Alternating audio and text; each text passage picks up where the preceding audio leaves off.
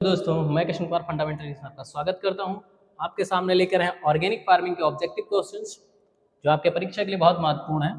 सबसे पहला क्वेश्चन है, जैविक उत्पादन के लिए राष्ट्रीय कार्यक्रम किस वर्ष शुरू किया गया? भारत में जैविक कार्यक्रम है ये 2001 में स्टार्ट किया गया था। दूसरा सवाल है, बल्कि ऑर्गेनिक मेन्योर्स क्या होते हैं? ठीक है, तो ऑर्गेनिक जो मेन्योर्स है तो वो दो प्रकार के होते हैं। बल्कि ऑर्गेनिक मेन्योर होता है, दूसरा कंसंट्रेटेड ऑर्गेनिक मेन्योर्स होता है। तो यहाँ पर पूछा गया है बल्कि ऑर्गेनिक मेन्योर मतलब जिनकी मात्रा बहुत अधिक चाहिए होती है लेकिन उनमें पोषक तत्वों की मात्रा बहुत कम होती है, तो जैसे FIM कंपोस्ट और वर्मी कंपोस्ट। ऑब्जेक्ट जब होगा तो आप में इसमें से कोई भी आपका एक हो सकता है जो आपको लगाना हो, तो मैंने इसीलिए यहाँ पे तीनों रख दिए हैं। अगला सवाल है, एजोटोबैक्टर किस फसल उत्पादन में वृद्धि करते हैं? जो एजोटोबैक्टर है ये बेसिकली जो है सीरियल्स में यूज किया जाता है और जो है पल्सेस में जो है आपका राइजोबियम में यूज किया जाता है। तो ये भी पूछा जा सकता है कि एजोटोबैक्टर का उपयोग खाद्यान्न फसलों में किया जाता है। ठीक है, तो 35% जो है फसल उत्पादन में वृद्धि होती है। सवाल बहुत ज्यादा पूछा जाता है। अगला सवाल है, a mass of rotted organic matter made from waste material. ठीक है, अ मास ऑफ एक ऑर्गेनिक वेस्ट है, उस वेस्ट को जब हम सड़ाते हैं तो उसके बाद जो कंपोस्ट बनता मटेरियल बनता है उसको बोलते हैं कंपोस्ट। ठीक है, उसको क्या कहते हैं? कंपोस्ट कहते हैं। अगला सवाल है, ग्रीन लीफ मैन्योरिंग क्या होती है? जो ग्रीन मैन्योरिंग होती है जिसे हम हरी खाद कहते हैं, ये दो प्रकार की होती है। एक इन सीटू ग्रीन मैन्योरिंग होती है, दूसरा green leaf manuring. Green leaf manuring क्या करते हैं कि जो हमारी बाहर की फसलें होती हैं outside of the field, legumes होती है जो नाइट्रोजन फिक्सेशन करती है, उनकी पत्तियों उनकी टहनियों को हम लाकर अपने खेत में डाल देते हैं और फिर मिट्टी में मिला देते हैं, तो उसको बोलते हैं ग्रीन लीफ मैन्योरिंग। तो इसमें फसल पूछा गया तो एक करंज होता है, महुआ, नीम और सुबबूल, ये क्या है? ग्रीन लीफ मैन्योरिंग में प्रयोग की जाती है। सवाल बहुत ज्यादा पूछा जाता है। अगला सवाल है, compost is ready from application in the field up to. जो कंपोस्ट खाद होती है वो कितने समय में तैयार हो जाती है खेत में उपयोग करने के लिए? तो 5 से 6 महीने में वो बनकर तैयार हो जाती है। अगला सवाल है, फादर ऑफ ऑर्गेनिक फार्मिंग, जो कार्बनिक खेती है उसके जनक कौन से हैं? तो सर एल्बर्ट हावर्ड जो है ये आपके फादर ऑफ ऑर्गेनिक के जनक है। पूछा जाता है सवाल, ये बहुत ज्यादा सवाल पूछा जाता है। अगला सवाल है, नीम की खली में नाइट्रोजन की मात्रा कितनी होती है? तो नीम की खली में जो नाइट्रोजन की मात्रा है आपकी 7.3% पाई जाती है। बहुत ज्यादा सवाल पूछा जाता है।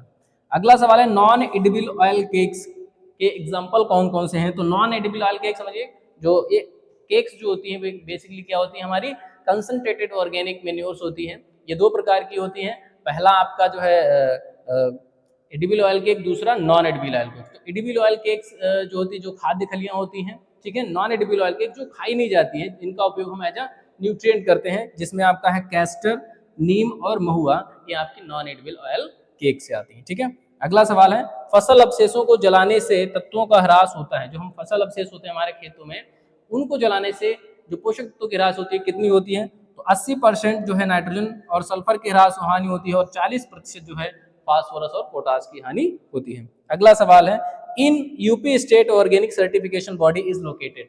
जो उत्तर प्रदेश राज्य है उसमें जो है ऑर्गेनिक सर्टिफिकेशन के लिए, जैविक प्रमाणीकरण के लिए कौन सी कहाँ पर संस्था है? वो आपकी लखनऊ में है। ठीक है, अगला सवाल है, लेंटाना कैमरा का जैविक नियंत्रण। ठीक है, तो लेंटाना कैमरा जो है एक बूढ़ी खरपतवार है जिसके नियंत्रण के लिए हम अगर ऑर्गेनिक फार्मिंग में केमिकल का उपयोग नहीं करते हैं तो हम जैविक तरीके से कैसे नियंत्रण करेंगे?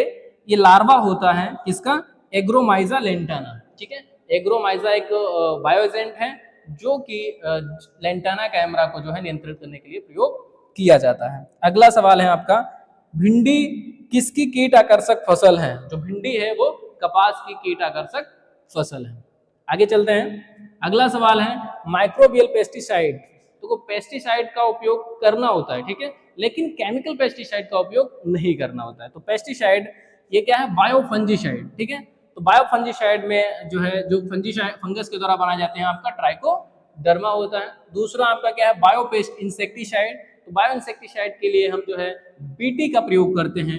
BT means Bacillus thuringiensis. ठीक है, बीटी का मतलब क्या है? Bacillus thuringiensis. अगला सवाल है, वर्मी कंपोस्ट में नाइट्रोजन, फास्फोरस, पोटास की मात्रा कितनी पाई जाती है? तो सवाल में कभी नाइट्रोजन की पूछ लेता है, ठीक है, या फास्फोरस पोटास की पूछ लेता है, इसलिए हमने यहाँ पे तीनों लिख रखी है। नाइट्रोजन 2 से 3% पाई जाती है, फास्फोरस 1.85 से 2.25 पाई जाती है और पोटेशियम जो है वो 1.55 से 2.25% पाई जाती है। अगला सवाल है, एजोला एक जैव उर्वरक है जो फसल की उपज को बढ़ाता है। बहुत ज्यादा सवाल पूछा जाता है ऑर्गेनिक फार्मिंग में कि एजोला जो एक बायो फर्टिलाइजर बेसिकली धान में प्रयोग किया जाता है, ये फसल की उपज को बढ़ाता है। तो आपको बता दें 14 से 40% ग्रेन की यील्ड को बढ़ाता है। अगला सवाल है जैविक खेती के प्रमुख सिद्धांत हैं। जो जैविक खेती है हमारी ऑर्गेनिक फार्मिंग, उसके प्रिंसिपल्स कौन कौन से हैं? तो प्रिंसिपल क्या है?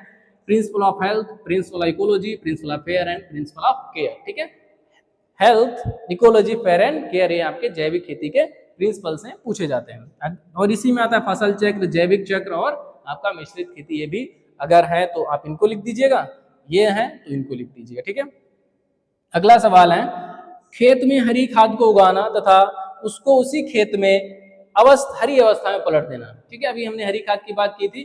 तो किसी भी ग्रीन मेन्योर में हम क्या करते हैं, लेग्यूम्स को बेसिकली, जो लेग्यूम मिनेसी कुल की फसलें होती हैं उनको हम रखते हैं। जैसे आपका ढैंचा है, सनई है, लोबिया है, इन फसलों को हम क्या करते हैं, खेत में उगाते हैं और फिर उसी खेत में उसको पलट देते हैं। तो इस प्रकार की तकनीक को हम कहते हैं इन सीटू ग्रीन मेन्योर। क्या कहते हैं?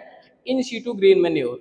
अगला सवाल है कंपोस्ट बनाने की बेंगलोर विधि किसने दी? कंपोस्ट बनाने की जो बेंगलोर विधि है, डॉक्टर LN आचार्य ने दी है। ठीक है,